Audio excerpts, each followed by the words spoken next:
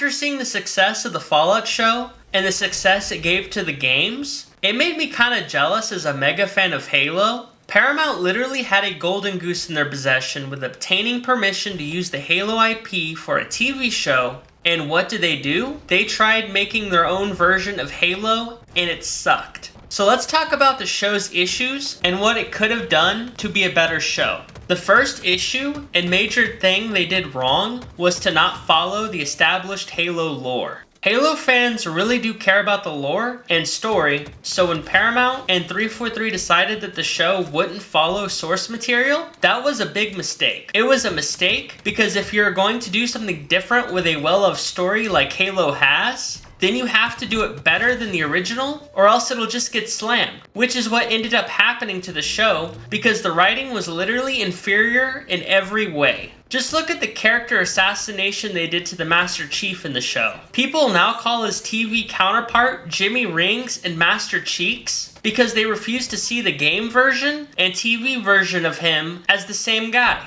Now, there are some ways to avoid this issue, and the first one would be to tell a spin-off story that takes place in the Halo universe, but stays away from the main story of the games. Fallout did this with their TV show with great success. And Star Wars has multiple spin-off shows, games, and books that don't intersect with the 9 episodic movies, so it's not like spin-offs can't be successful. Heck, Halo has spin-off games that are successful like Halo Wars and Halo 3 ODST, so it's not like people only play Halo to be the Master Chief. The next thing that would have fixed the issue is to follow the source material. The Halo TV show had Halo The Fall of Reach, Halo The Flood, and Halo First Strike for novels that give extra detail before, during, and after the first Halo game. So even if the excuse for why they decided to do their own thing was it's hard to translate game into TV show format, you literally had 3 novels to use as materials.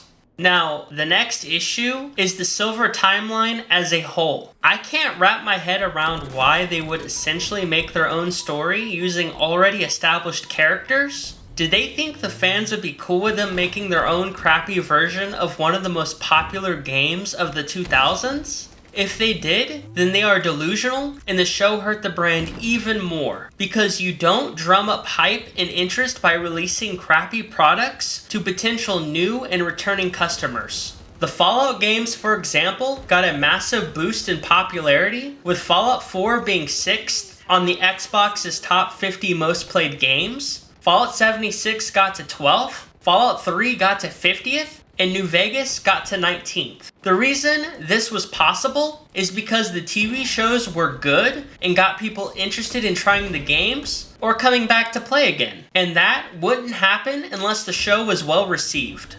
I also wonder if Paramount thought that Halo didn't appeal to the broader audience, which may have led to the Silver Timeline. If they thought that, then honestly they are not paying attention because Halo was one of the biggest games of the 2000s. And Halo Infinite did have a lot of interest from people before 343 dropped the ball with a horrendous launch and lack of post-launch support so bad that it was the gaming equivalent of the Dust Bowl. Interest in Halo hasn't dwindled because people have outgrown the IP or because it's too niche. The real reason Halo as a whole has been in the dumps for over a decade is because everything that has been released from 2012 and onwards has not met the standards of their customers. So because of that, people will move on to other games that will meet their standards, or at least come closer to them, if Halo will not. The last problem I will talk about is potential hurdles this can have for Halo's future on television. Halo is like Star Wars, Warhammer 40k, and Star Trek in the sense of how expansive the universe is and how many different stories can be told. So with how bad the TV show did and how much ridicule and justified hate they got, this could push back any future interest for someone to actually make a good Halo show. And if Fallout is any indication of what happens when a show is well received, and how much a show can affect the game series' popularity, then trust me when I say that Halo as a whole could really use the extra boost because the series has not been thriving at all recently.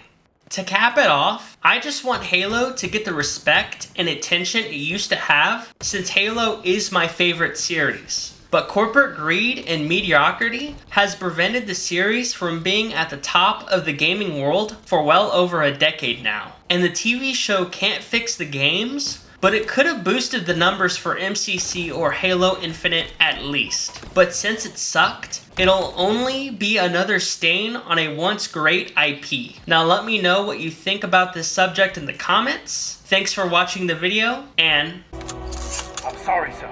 It's time for you to leave.